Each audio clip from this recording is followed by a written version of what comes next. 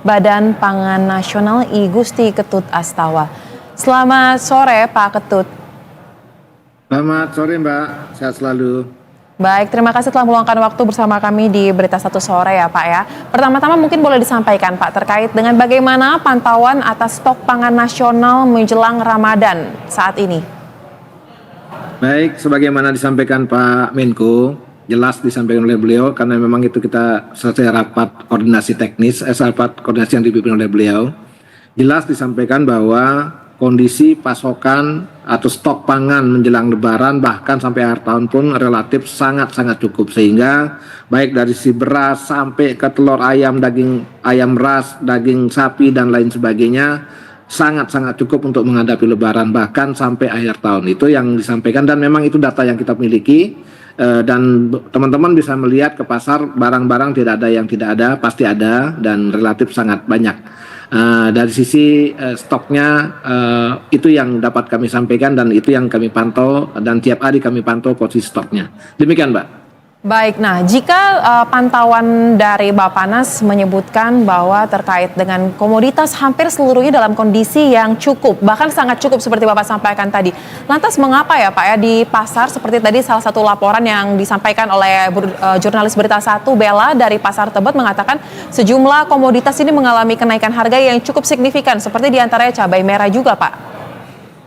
Baik, kita perlu melihat tren 2022, 2023, 2024. Setiap menjelang bulan suci Ramadan maupun Lebaran, beberapa komoditas pasti mengalami kenaikan. Yang pertama yang mendasar kenaikannya adalah di daging, kemudian di daging ayam, kemudian telur, juga cabai dan lain sebagainya. Tapi itu yang harus kita kendalikan. Nah, terkait dengan kenaikan cabai, perlu kami sampaikan barusan kami rapat dengan para champion cabai.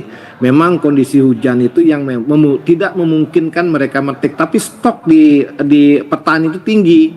Tapi mereka tidak berani memetik. Karena kalau dia metik pasti busuk cabenya. Oleh karena itu posisinya adalah mereka menunggu setelah hujan tidak sudah reda, baru mereka mulai metik besok paginya. Itu yang poin pertama. Yang kedua juga perlu kami sampaikan bahwa cabai ini posisinya bulan ini masih ada panen di dataran rendah, Kediri dan lain sebagainya. Kemudian nanti di minggu ketiga atau minggu kedua sampai ketiga dan keempat bulan suci Ramadan, maka itu akan terjadi panen di dataran tinggi, Mojokerto, Kediri, Blitar, Tuban, kemudian Lamongan, Probolinggo dan lain sebagainya. Nah, dengan produksi di dataran tinggi tersebut yang relatif tinggi, maka menjelang Lebaran seminggu menjelang Lebaran harga cabai pasti akan turun karena pasokan sangat banyak dan di situ akan terjadi produksi yang melimpah. Bahkan April sampai Juni itu akan terjadi produksi yang melimpah dan dipastikan harga cabai akan cenderung turun. Nah, inilah fungsi pemerintah nanti akan menjaga jangan sampai harga di petani sampai anjlok juga. Oleh karena itu kita jaga dua-duanya. Demikian, Mbak. Nah, selain Bapak menyinggung terkait dengan ada curah hujan tinggi di beberapa lokasi dan ini menjadi suatu kendala ya Pak tentunya terkait dengan komoditas pangan yang tadi Bapak sebutkan. Selain memastikan agar harga di petani tidak anjlok, ada strategi lain nggak Pak untuk mengantisipasi kemungkinan ketika musim penghujan di beberapa wilayah yang menjadi titik-titik banyak penghasil cabai mungkin atau komoditas sayur-sayuran yang lain ini dapat tetap berproduksi dengan baik Pak? Apalagi strategi yang disiapkan oleh Bappenas? Terima kasih Mbak. Secara prinsip saudara sedulur petani kita sudah paham dengan kondisi cuaca alam, mereka biasa menyiasati. Namun demikian ada beberapa daerah yang hujan, ada beberapa daerah yang tidak hujan. Oleh karena itu, daerah hujan yang mungkin menghentikan petikannya, bukan produksi ya, petikannya dihentikan dulu sementara. Kemudian daerah yang tidak hujan melakukan petikan, beberapa tempat mungkin tidak mengalami hujan, sehingga memang pasokannya menjadi mungkin tidak terlalu banyak, tapi pas-pasan. Kemudian di satu daerah, misalkan di Jawa Timur saja sebenarnya surplus dia, namun karena Jawa Tengah ada permintaan ke Jawa Timur, kemudian Kalimantan juga melakukan permintaan ke Jawa Timur, di situ membuat posisi pasokan di Jawa Timur relatif sedikit keganggu. Namun demikian dengan tadi yang diyakini tadi menjelang hujan sudah agak berkurang dan lain sebagainya, sehingga diharapkan pasokan dengan petikan yang begitu banyak nantinya akan dapat mengurangi atau menurunkan harga itu kembali. Demikian, Mbak. Baik, lalu Pak, terkait dengan situasi yang sudah terlanjur terjadi nih Pak, sebentar lagi kita akan masuk ke bulan Ramadan. Persiapan dilakukan tidak hanya di kalangan rumah tangga, tetapi juga di beberapa masyarakat yang melakukan usaha makanan mungkin. Nah, untuk harga-harga yang sudah terlanjur naik Pak, bagaimana Bappenas dapat menciptakan suatu solusi atau strategi seperti apa yang disiapkan agar kenaikan ini tidak terus terjadi Pak, tidak semakin naik? Ada beberapa cara yang kita lakukan dan sudah kita lakukan. Yang pertama tadi fasilitasi distribusi harus dilakukan dari produksi tinggi ke yang tidak ada produksi. Yang kedua tentu kita melakukan beberapa kegiatan yang namanya gelar pangan murah. Gelar pangan murah ini juga membantu mendekatkan, memberi ruang kepada para pedagang, para UMKM kita, para konsumen kita untuk memperoleh harga-harga yang relatif rendah. Karena apa? Karena misalkan petikannya dekat, kemudian langsung didistribusikan di gelar pangan murah, ini juga akan membantu memberikan ruang kepada para konsumen kita untuk memperoleh harga-harga yang wajar. Namun demikian, tentu kami juga mengimbau sekali lagi apa yang disampaikan oleh Bapak Menko bahwa produksi kita tinggi, stok kita tinggi. Namun memang ada beberapa kendala, oleh karena itu perlu melakukan pengaturan pembelian. Pengaturan pembelian maksudnya begini, belilah secukupnya, kemudian jangan panik buying. Karena apa? Karena produksi kan besok pasti ada barang, terus, sehingga dengan kewajaran membeli dapat juga menghilangkan atau menghindari psikologi panik buying tadi. Itu yang kita harapkan kepada para konsumen kita, sehingga sekali lagi barang pasti akan ada, walaupun nanti agak tersendat sedikit, tapi itu akan tiap hari akan ada, produksi akan terus ada.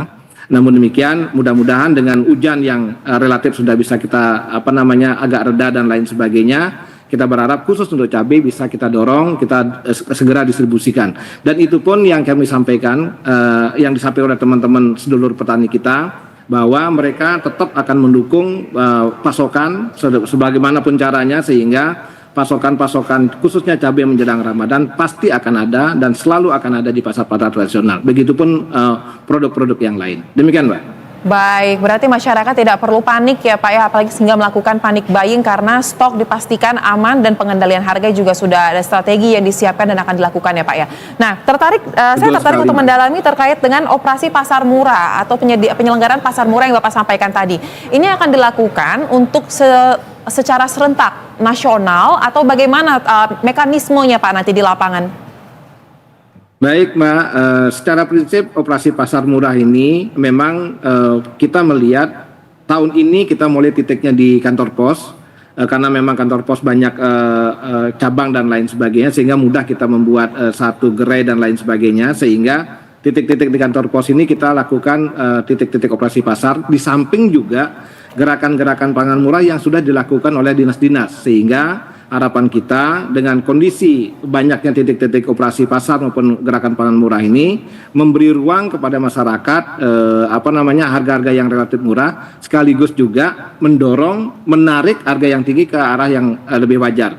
Dan perlu kita ingatkan, perlu juga kami sampaikan ulang bahwa Pak Menko secara tegas menyampaikan tidak boleh ada lagi harga-harga di atas harga eceran tertinggi maupun harga acuan yang penjualan yang telah ditetapkan oleh pemerintah, sehingga di samping kita memberikan ruang gerakan pangan murah dan lain sebagainya, pemerintah beserta Polri dan Satgas Pangan Daerah akan melakukan pantauan ke pasar-pasar. Kita pastikan harga-harga di pasar akan sesuai dengan harga eceran tertinggi maupun harga acuan penjualan.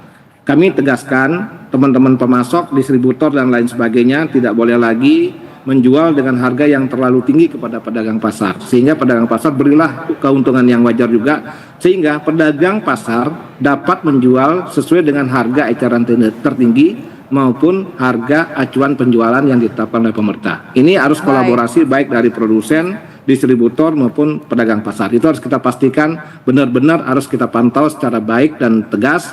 Dan itu akan dilakukan oleh baik teman-teman pemerintah daerah maupun teman-teman Satgas Pangan Daerah. Demikian. Baik, terakhir Pak, karena Bapak menyinggung apa sanksi yang menanti jika ada produsen atau distributor hingga pemasok yang bermain-main dengan ketentuan HET tersebut, singkat saja. Yang pertama, penimbunan pasti ditindak secara pidana. Yang kedua, pelanggaran HET kita akan tegur. Ada sanksi administrasinya yang ditetapkan oleh pemerintah, sehingga benar-benar minimal mereka sudah mulai memahami bahwa pemerintah hadir untuk masyarakat. Demikian. Baik, terima kasih Bapak I Gusti Ketut Astawa telah bergabung bersama kami di Berita Satu Sore. Salam sehat. Terima kasih, Mbak.